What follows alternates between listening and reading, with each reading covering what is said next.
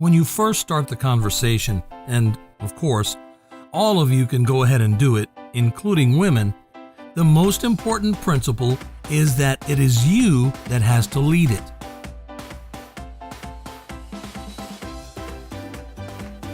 That is why writing a short hi, hey, or sending a simple smiley face is not the best idea, because it does not provoke a response.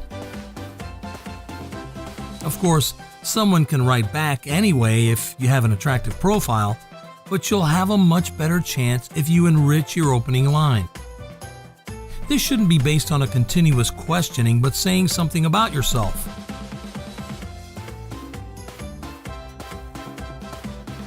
The ideal structure to the beginning is to write a statement and only at the end pose a question. Here's an example. You have judo in your interests. That's crazy. Do you really train judo, or do you just like watching men hugging?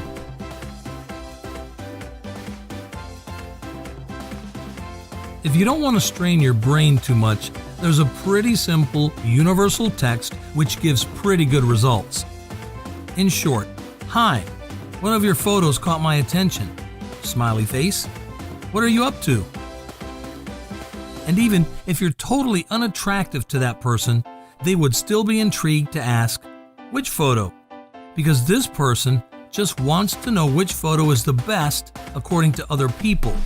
So you have a fair chance of getting a reply. Resulting in further conversation, remember that each subsequent message cannot be a question. That's a very common practice.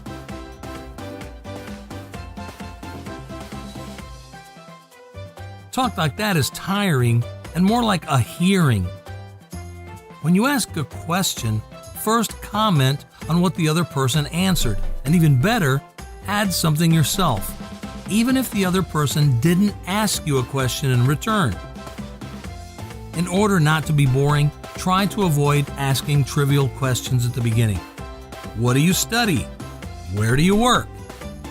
This, of course, is important and worth asking about, but not during the first few minutes of a conversation. It'll be much more interesting if you tease the other person a bit and try guessing things about them.